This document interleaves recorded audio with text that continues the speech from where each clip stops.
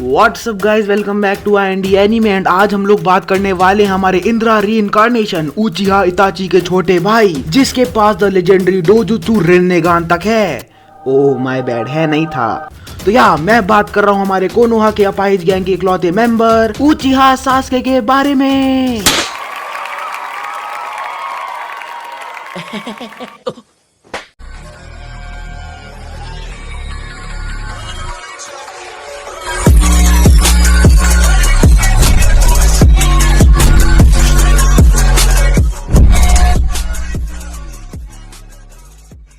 अब हमारे सास्के भाई के ऊपर वीडियो बनाए मुझे कहीं जन्म हो गए हैं, लेकिन गलती इसमें मेरी भी नहीं है। ये बंदा ज्यादा कुछ खास करता ही नहीं है आजकल, जिसके ऊपर मैं फिर इसकी तारीफ करते हुए एक वीडियो बना सकूं। एंड चलो, पहले तो एक स्टैटिस्टिक्स के अकॉर्डिंग ये डाटा पता चला था कि सिर्फ सास्के का चक्रा ही कम है, लेकिन आज जब हमने फिर से हमारी इकोनॉमिक्स की टीम को बिठाया और फिर से उनसे एक नया एनालिसिस करवाया, तब हमें पता चला कि सास्के का चक्रा तो कम है ही, बट ऑल्सो आजकल तो सास्के का मांगा में स्क्रीन टाइम भी कम कर दिया गया है।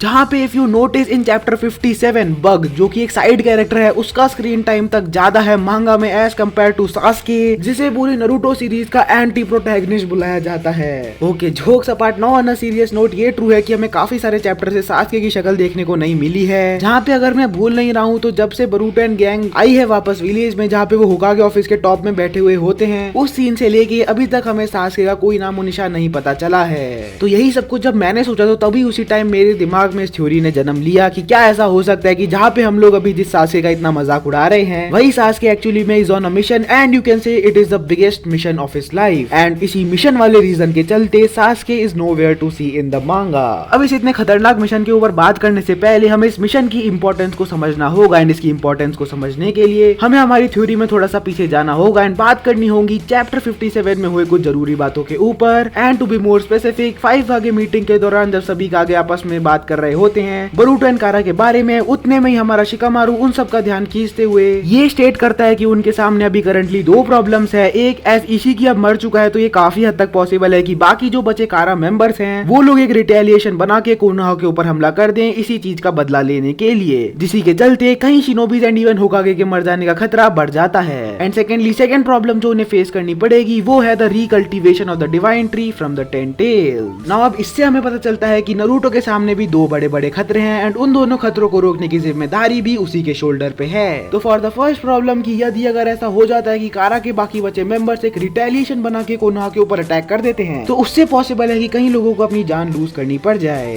एंड इसी को अवॉइड करने के लिए Naruto might take a decision की, क्योंकि वो कोनोहा का 7th होकागे है, ये उसकी ड्यूटी बनती है कि वो अपने लोगों को प्रोटेक्ट करे एंड यही उसकी सबसे पहली प्रायोरिटी भी होगी। And that's why we are gonna see कि Naruto will decide to stay in the village only, कि अगर कोई अटैक हो भी जाता है विलेज पे तो कुरामा के चले जाने के बावजूद Naruto is still hands down one of the strongest shinobi of Konoha and वो उन्हें ज्यादा डैमेज करने से रोक सकता है। Okay, so pause. वीडियो में आगे बढ़ने से पहले मैं तुम लोगों से कुछ पूछना चाहूंगा। तो अभी मैंने करंटली अपना वॉइस रिकॉर्डिंग का सेटअप थोड़ा सा चेंज किया है एंड इसी के चलते हो सकता है तुम्हें मेरी वॉइस पहले के मुकाबले से थोड़ी अलग लग रही हो। सब हो सकता है तुम्हें मेरी आवाज अच्छी लग रही हो या फिर हो सकता है तुम्हें मेरी आवाज बुरी लग रही हो। तो प्लीज मुझे कमेंट्स में बताना कि तुम्हें मेरी पहले वाली वीडियोस में आवाज पसंद आ रही थी या अभी वाली ज्यादा पसंद आ रही है। तो प्लीज प्लीज प्लीज मुझे कमेंट्स में बताना, क्योंकि जैसा तुम लोग फीडबैक दोगे उसी हिसाब से मैं फिर नेक्स्ट वाली वीडियो में काम करूंगा। तो आज भले एक बार के लाइक शेयर या सब्सक्राइब कुछ भी मत करना, लेकिन प्लीज बता देना मैंने जो अभी तुमसे पूछा है। Okay, now back to the theory. And अब क्योंकि नारुतो तो यहीं विलेज में ही रहने वाला है, तो अब किसी को तो एक्चुअली में विलेज से बाहर जाके 10 टेल्स के वेयर अबाउट्स का पता लगाना होगा and this is where Sasuke's biggest mission of his life comes into play.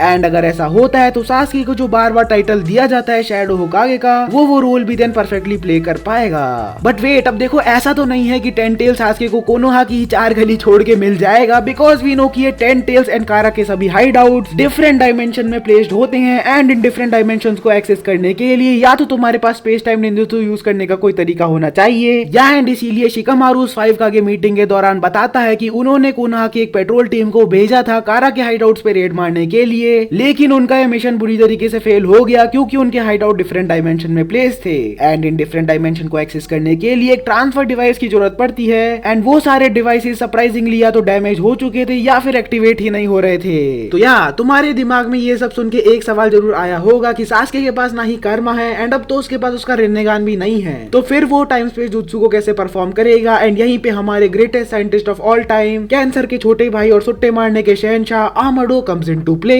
अब देखो, मैं तुम्हें से पहले वाले थ्योरी वीडियो में यानी कि ईडा के शेनरिंगान वाले वीडियो में भी बता चुका हूँ कि आमाडो इज द वन जिसने पूरी तरीके से ईडा को बनाया है, विच लीड्स अस टू कि ईडा का शेनरिंगान जो है वो भी आमाडो ने ही बनाया है। ऑल्सो इन चैप्टर 57 आमाडो कुछ बॉक्सेस के अंदर से नरूटो को कुछ पिल्स निकाल के देता है एंड उससे कहता है कि ये लो कुछ ब्याकुगन सप्रेशन पिल्स। सो इसी को कंक्लूड करते हुए मैंने तुम्हें उस वाली वीडियो में बताया था कि अगर ऐसी पिल्स है जो कि डोजुत्सु को मिटा सकती हैं तो जरूर ऐसी भी पिल्स होंगी जिसे डोजुत्सु को क्रिएट किया जा सकता है। एंड शेनरिंगान का ईडा के पास होना इसी बात का जीता जाता प्रूफ है। अब देखो, मैं ये नहीं कह रहा हूँ कि सास्के को उसका रिन्नेगान ही वापस मिल जाएगा, ना ना ना, ऐसा तो नहीं होने वाला है। But for a fact we know कि इसी चैप्टर 57 में सास्के की कोई डायरेक्ट एंट्री तो नहीं हुई है, बट सरप्राइजिंगली एक सीन ऐसा जरूर है जहाँ पे आमाडो और नारुतो आपस में बात कर रहे होते हैं। तभी आमाडो कहता है कि मेरी सास्के से अभी कुछ ही टाइम पहले बात हुई थी एंड पॉसिबल है कि उन दोनों के बीच बात इसी टॉपिक के ऊपर हुई हो कि सास्के आमाडो के पास आई ये कहते हुए कि क्या ऐसा कोई इंतजाम हो सकता है जिससे वो टाइम स्पेस निंजुत्सु को यूज कर पाए, इवन अगर उसके पास कर्मा या रिन्नेगान नहीं है तो भी। जिसी के रिप्लाई में आमाडो ने या तो उसे एक नया डोजुत्सु बना के दे दिया होगा, या अगर ये बात तुम्हें हजम नहीं हो रही है तो ऐसा भी हो सकता है कि एक नया डोजुत्सु नहीं तो फिर एक ऐसा साइंटिफिक निंजा टूल जिससे वो डिफरेंट डायमेंशन को एक्सेस कर सके।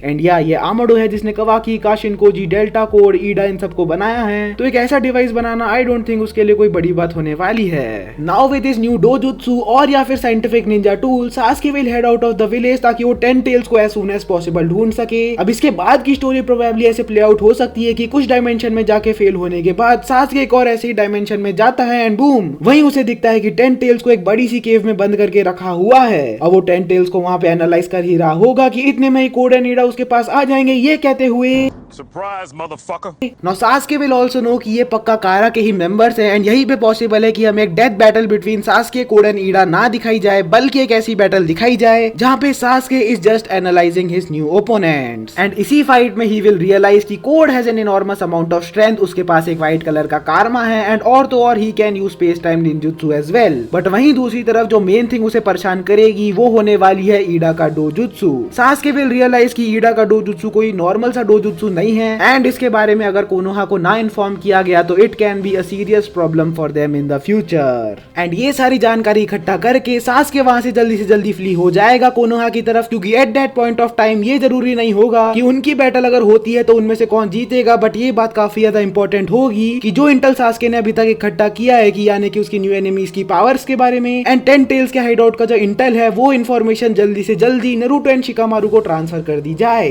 क्योंकि अगर वो उनसे एक डेथ मैच में लड़ता है एंड खुदा ना खास्ता सास्के हार जाता है तो all of this intel gather will be a waste. So इसी के चलते द स्मार्टेस्ट मूव जो कि सास्के पुल ऑफ कर सकता है वो यही होगा कि वो ये सारा इंटेल इकट्ठा करके कोनोहा तक जल्दी से जल्दी पहुंचा दे, ताकि पूरा कोनोहा इस इंटेल की हेल्प से फ्यूचर की फाइट्स के लिए अपने आप को प्रिपेयर कर सके। So that is it for today guys and यहीं तक थी हमारी थ्योरी। अब देखो, स्टोरी अगर ऐसे प्ले होती है तो ये सब कुछ सास्के के लिए अच्छा होगा, क्योंकि अभी तो करंटली सास्के एक साइड कैरेक्टर का भी साइड कैरेक्टर बन के रह गया है, लेकिन आई थिंक शिमोटो इस चीज के ऊपर इंप्रूव जरूर करेंगे। बाकी तुम्हें कैसी लगी मेरी ये सास्के की सीक्रेट मिशन वाली थ्योरी कमेंट्स में जरूर बताना, एंड अगर तुम्हें अच्छी लगी तो वो फायर वाला इमोजी जरा सा डाल देना कमेंट्स में। एंड देखो, सब्सक्राइब कर दिया करो, मतलब मैं जब तक बोलता नहीं हूँ तुम लोग करते ही नहीं हो। खैर, अभी मैं एक और थ्योरी वीडियो पे काम कर रहा हूँ, तो तुम्हें अगर उसकी अपडेट्स चाहिए एंड तुम मुझसे बात करना चाहते हो तो आओ यार, इंस्टाग्राम पे फॉलो करो मुझे, वहाँ पे गप्पे लड़ाते हैं बढ़िया। बाकी आज के लिए सिर्फ इतना ही रखते हैं, मैं मिलूंगा अब तुमसे कल, तब तक के लिए बाय बाय।